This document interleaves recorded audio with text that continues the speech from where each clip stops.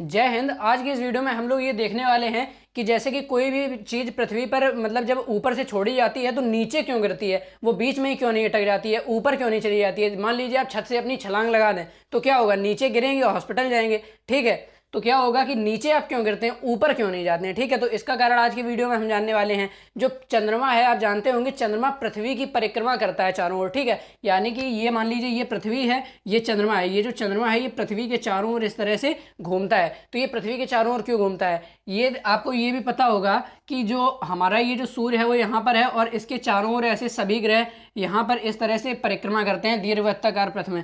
तो ये जो सूर्य के चारों ओर ये जो ग्रह परिक्रमा कर रहे हैं ना, यानी कि इसके चारों तरफ क्यों घूम रहे हैं, इसके पीछे क्या है, कोई बल है, क्या चीज़ है, आज के इस वीडियो में हम लोग पूरा अच्छे से सीखने वाले हैं। ठीक है दोस्तों, तो देखिए इसके पीछे जो मेन रीजन होता है वो होता है गुरुत्वाकर्षण बल। अब देखिए इस गुरुत्वाकर्षण बल के बारे में अच्छे से हम जान लेते हैं। तो देखिए जो हमारे न्यूटन बाबा थे, यानी कि न्यूटन बाबा कौन थे, सबको पता होगा। जो फिजिक्स आधी बनी है ना, तो आधे से ज़्यादा तो न्यूटन ही बना के चले गए फिजिक्स में। ठीक है, तो जो हमारे न्यूटन बाबा थे उन्होंने इस गुरुत्वाकर्षण बल की खोज की है। तो उन्होंने क्या बताया था, न्यूटन ने बताया कि इस पूरे ब्रह्मांड में, मतलब कि अपनी पृथ्वी के बाहर चले जाओ, किसी और ग्रह पे चले जाओ, पूरे ब्रह्मांड में कहीं भी अंतरिक्ष में आप टहलते रहो, तो पूरे ब्रह्मांड में कोई भी दो पिंड है, मान लो एक पिंड ये है, एक पिंड ये है, तो कोई भी दो पिंड हैं, इनके बीच एक आकर्षण बल कार्य करता है। ठीक है, इनके बीच क्या है, कोई एक अट्रैक्शन फोर्स काम करता है, तो उसी को हम क्या कहते हैं, गुरुत्वाकर्षण बल कहते हैं। बस इतनी सी चीज है। अब इस पर उन्होंने नियम दिए हैं कि मान लो अब ये जो दो पिंड हैं, एक है M1 एक है M2। ठीक है,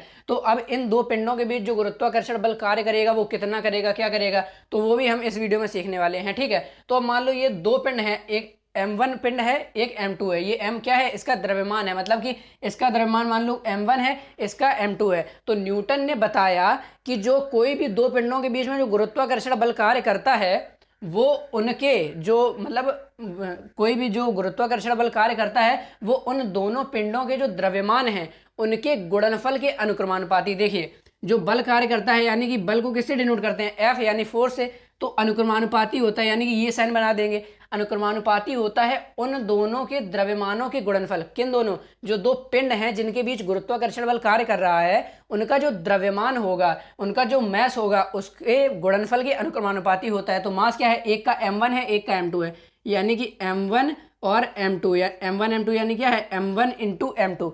तो जो F प्रोपोर्शनल होता है, F जो है अनुक्रमानुपाती होता है M1 और M2 के। ठीक है, फिर उन्होंने कहा कि यही जो बल होता है ये व्युत्क्रमानुपाती होता है, किसके, इनके बीच की जो दूरी है। अब देखिए जैसे कि हम हैं और ये मोबाइल रखा है सामने, मोबाइल रखा है, वीडियो बन रहा है, तो हमारे और मोबाइल के बीच में जितनी दूरी है इसको हम क्या करते हैं, R से रिप्रेजेंट करते हैं। ठीक है, R से। तो इसी तरह एक ये पिंड है, एक ये पिंड है, इसके बीच में गुरुत्वाकर्षण बल कार्य कर रहा है, तो कुछ ना कुछ बीच में दूरी तो होगी। तो जो दूरी है बीच में इसको हम क्या करते हैं, R से डिनोट करते हैं। ठीक है, तो इन्होंने कहा कि जो गुरुत्वाकर्षण बल होता है वो उन दोनों पिंडों के द्रव्यमान यानी कि M1 और M2 के गुणनफल के अनुक्रमानुपाती होता है, हमने लगा दिया। ठीक है, और उनके बीच की दूरी जो ये R है, बीच की दूरी, तो बीच की दूरी के वर्ग के व्युत्क्रमानुपाती होता है। तो व्युत्क्रमानुपाती करेंगे तो एक के बटे में जाएगा, और दूरी के वर्ग यानी दूरी कितनी है बीच की, R है। ठीक है, तो R का वर्ग कर देंगे। ठीक है, तो 1/r²। इतना आपको समझ में आ गया। अब इसके बाद क्या है, ये हम मान लेते हैं ये हमारी इक्वेशन 1 है और ये क्या है, हमारी इक्वेशन 2 है। ठीक है, इतना समझ में आ गया। अब क्या करना है कि यहाँ भी F है, यहाँ भी F है, तो क्या करेंगे, इन दोनों समीकरण को क्या करेंगे, कंबाइन कर लेंगे। तो आपका क्या आ जाएगा, तो आपका आ जाएगा F proportional M1 into M2 और अपॉन में R², क्योंकि इसका गुणा हो जाएगा ना, M1 M2, देखो इस तरह से M1 इंटू M2 और गुणे में 1/r² हो जाएगा। तो M1 M2 अपॉन में R² डायरेक्ट आपका आ जाएगा ना। ठीक है, चलिए अब इसके बाद क्या है कि हमें बराबर का चिन्ह लगाना है। तो आपको पता होगा कि जब प्रोपोर्शनल यानी कि अनुक्रमानुपाती का चिन्ह लगा होता है तो उसको हटाने के लिए, यानी कि जब उसको बराबर लिखते हैं तो उसके लिए कोई एक कांस्टेंट आता है, यानी कि एक नियतांक आता है। ठीक है, तो अब जब F proportional M1 M2 upon R² आ गया, अब इसके बाद हम क्या करेंगे कि F बराबर करेंगे। F बराबर जब हम लिखेंगे तो ये प्रोपोर्शनल का चिन्ह हटा है ना, तो इसकी जगह कोई ना कोई आपको कांस्टेंट रखना पड़ेगा, एक नियतांक रखना पड़ेगा। तो जो न्यूटन थे उन्होंने हमें एक नियतांक भी दे दिया, G, कैपिटल G। एक ये देखिए ये कैपिटल G होता है, एक कैपिटल G होता है, एक स्मॉल g होता है, ये वाला ये होता है गुरुत्वीय त्वरण, ठीक है, और ये होता है सार्वत्रिक गुरुत्वाकर्षण नियतांक, सार्वत्रिक गुरुत्वाकर्षण नियतांक, ये कैपिटल जी होता है, ठीक है। तो कैपिटल जी और m1 m2 upon are square ऐसा ही है, तो m1 इंटू m2 अपॉन में आर स्क्वायर, ये इसी तरह रहा। तो जो हमारा न्यूटन बाबा जो थे उन्होंने दे दिया कि कोई भी दो पिंड हैं m1 और m2 द्रव्यमान के, उनके बीच में r दूरी है, तो उनके बीच जो आकर्षण बल कार्य करेगा ना, आकर्षण बल क्या होता है, एक दूसरे के साथ खिंचे चले जाना एकदम। तो आकर्षण बल जो कार्य करेगा उसका फॉर्मूला ये होगा, यानी कि जी जो है ये सार्वत्रिक गुरुत्वाकर्षण नियतांक है। जी का मान कितना होता है, ये देखिए जी का मान आप में से बहुत लोगों को पता होगा 6.67 इंटू 10⁻⁻11 न्यूटन मीटर स्क्वायर पर किलोग्राम स्क्वायर, यही ना होता है, ठीक है। तो जी का मान क्या है 6.67 इंटू 10⁻⁻11 न्यूटन मीटर स्क्वायर पर किलोग्राम स्क्वायर, ठीक है। आपको मैंने ये गुरुत्वाकर्षण बल के बारे में बता दिया। अब ये जी जो होता है इसकी परिभाषा क्या होती है, इसका और जो इसके बारे में डिस्क्राइब है, ये जो स्मॉल जी बताया था, ये गुरुत्वीय त्वरण होता है, द्रव्यमान भार, इन सब के बारे में हम किसी आगे के वीडियो में चर्चा करेंगे। इसमें मैंने आपको ये बता दिया कि ये गुरुत्वाकर्षण बल क्या होता है, ठीक है। अब ये जो चंद्रमा है ये हमारी पृथ्वी के चारों ओर काहे को घूमता है, ठीक है। जो ये सूर्य के चारों ओर सारे ग्रह घूमते हैं, ये क्यों घूमते हैं, तो इसका अब हम रीजन जान लेते हैं। तो सबसे पहले आपको समझ में आ गया ना कि कोई भी दो पिंड हैं उनके बीच में गुरुत्वाकर्षण बल क्या होगा। तो अगर आपको दो, मान लो इसका कुछ द्रव्यमान दिया है, इसका कुछ द्रव्यमान दिया है और बीच की दूरी कुछ दी है, तो आप क्या करेंगे, ये वाला फॉर्मूला लगा के निकाल लेंगे, ठीक है। जी का मान आपको क्या रखना है 6.67 इंटू 10⁻⁻11 न्यूटन मीटर स्क्वायर पर किलोग्राम स्क्वायर, ठीक है, ये इसका मात्रक होता है। और ये जो जी का मान है ना, ये ब्रह्मांड में आप कहीं भी चले जाइए, ब्रह्मांड में कहीं भी चले जाइए, कहीं भी बदलता नहीं है। मतलब आप पृथ्वी पे हैं तब भी जी का मान इतना ही है, ठीक है। जो स्मॉल जी होता है गुरुत्वीय त्वरण, उसका मान हर जगह जाने पर बदलता रहता है। जैसे कि अगर आप चंद्रमा पे जाएंगे तो स्मॉल जी का मान पृथ्वी की अपेक्षा 1/6 हो जाता है, ठीक है।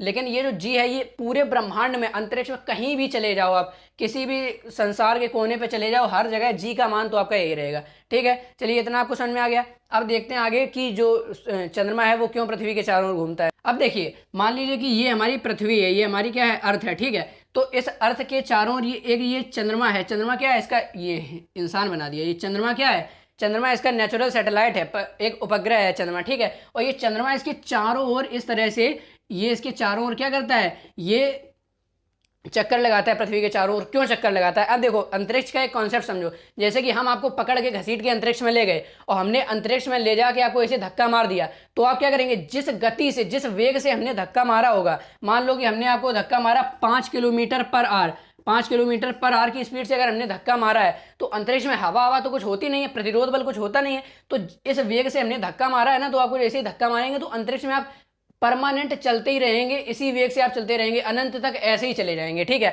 अब बीच में आपको कोई मान लो उल्का उल्का पिंड मिल गया, उसके टकरा गया जाके, तो वो बात अलग है, ठीक है। वरना ऐसे भी कोई भी पिंड हो अंतरिक्ष में, उसको हम जिस भी वेग से उसमें मतलब धक्का मार के छोड़ देते हैं, तो वो वैसा ही चलता रहता है अनंत वर्षों तक। मतलब जब तक कुछ उससे टकरा ना जाए, कुछ भी अगर उसको स्थान मिलता रहेगा तो वो चलता रहेगा, कभी भी नहीं रुकता है, ठीक है। तो अब ये बात आती है कि आपके मन में ये क्वेश्चन आया होगा कि ये हमारी पृथ्वी है, ये चंद्रमा है, ठीक है, ये हमारी पृथ्वी है और ये थोड़ा बड़ा बना देते हैं, ये चंद्रमा है, मून है, ठीक है। तो अब ये है कि अगर इसमें कोई ना कोई वेग होगा चंद्रमा में, चंद्रमा आराम से चल रहा है, तो हमने क्या बताया कि कोई इसमें प्रतिरोध बल नहीं होता, तो सीधे एकदम चलते ही जाएगा, सीधे चलते ही जाएगा, ठीक है। तो अब ये चंद्रमा है, इसको तो सीधा चलना चाहिए, क्योंकि अब एक वेग से चल रहा है, तो ये जो चंद्रमा है ये तो इस तरह से ऐसा सीधा सीधा चला जाए, लेकिन ये इस तरह से ऐसे मुड़ के पृथ्वी के चारों ओर काहे को घूमता है, ठीक है। अब ये देखिए, अब इसके भी पीछे क्या होता है, इसके भी पीछे ये गुरुत्वाकर्षण बल ही आपका, मतलब इसी का क्या कहते हैं कि गुरुत्वाकर्षण बल ही इसके पीछे, गुरुत्वाकर्षण बल का हाथ होता है, ठीक है। कैसे हाथ होता है, अब देखो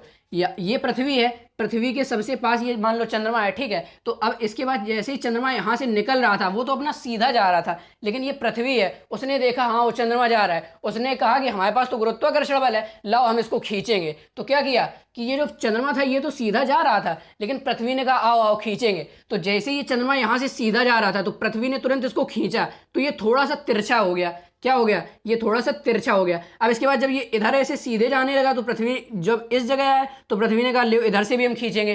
तो इधर से भी जब इसको खींचा तो क्या हुआ, ये इधर से भी थोड़ा मुड़ गया। इसके बाद क्या हुआ, इधर से जब मुड़ गया तो इसके बाद फिर ये ऐसे सीधे जा रहा था, तो यहाँ पे पृथ्वी आई, पृथ्वी ने देखा ले फिर वो जा रहा है, तो फिर मतलब वो लगातार पृथ्वी, चंद्रमा तो सीधा ही जाना चाहता है, लेकिन पृथ्वी उसको खींच लगी है, अपनी तरफ खींच लगी है। तो क्या है कि ये चंद्रमा अपने आप ऐसे मुड़ता हुआ चला जाता है। अब ऐसे ही बढ़ता जाएगा इस जगह, यहाँ भी पृथ्वी खींच रही है। अब वो यहाँ सीधा जाना चाहे, मान लो ऐसे सीधा जाना चाहे, तब भी सीधा नहीं जाएगा। क्यों? क्योंकि यहाँ से पृथ्वी खींच लेगी उसको अपने गुरुत्वाकर्षण बल के कारण, तो पृथ्वी इसको ऐसे खींच लेगी। तो इस तरह से ये क्या है, चंद्रमा ऐसे परमानेंट इसके चारों ओर चक्कर लगाता रहता है। ठीक है, इतना आपको समझ में आ गया। अब देखना, इसी तरह यही होता है कि जो ग्रह होते हैं वो सूर्य के चारों तरफ क्यों चक्कर काटते हैं। ये बीच में आपका सूर्य है, ठीक है, अब ये सन है एस, ठीक है, इसके चारों ओर ये सब क्या है, ये सब आपके ग्रह हैं, ठीक है, इसके चारों ओर। तो इसमें भी यही कंसेप्ट होता है। ये इस तरह कैसे बने, अब मान लो ये ग्रह है, इसको ऐसे सीधा जाना है, सीधा, तो ये क्या करेगा, ये ऐसा सीधा जाएगा। लेकिन ये बैठा सूरज, इसने कहा नहीं हम तुम्हें नहीं जाने देंगे। क्यों? क्योंकि इसका द्रव्यमान भी ज़्यादा है और इसके पास क्या है, गुरुत्वाकर्षण बल है। तो है तो इसके भी पास, लेकिन ये इससे काफ़ी बड़ा होता है, तो इसके पास जो है गुरुत्वाकर्षण बल ज़्यादा होता है। तो जैसे ये यहाँ से जा रही थी, ये मान लो ये आपकी पृथ्वी है और कोई भी ग्रह हो, कोई भी पिंड हो, यहाँ से जा रहा था, तो उसने क्या कहा कि आओ हमारे पास आओ, ठीक है। तो उसने अपनी तरफ खींचा, तो ये तो जा रहा था सीधा, लेकिन ये क्या हो गया, उसके खींचने की वजह से ये ऐसे तिरछा हो गया। यहाँ से अगर वो सीधा जाना चाहे तो इस जगह से खींचेगा, तो फिर इसी तरह से आपका ये क्या है, ये राउंड राउंड में बन जाता है और इसी तरह वो चारों तरफ उसके गोल गोल चक्कर काटता रहता है। तो इतना चीख चीख के चिल्ला चिल्ला के आपको ये समझा दिया है गुरुत्वाकर्षण बल क्या होता है, क्यों चंद्रमा पृथ्वी के चारों ओर चक्कर लगाता है, क्यों सभी ग्रह सूर्य के चारों ओर चक्कर लगाते हैं। तो अगर आपको ये समझ में आ गया है तो बहुत अच्छी बात है। अब मिलते हैं आपसे नेक्स्ट वीडियो में, तब तक के लिए जय हिंद।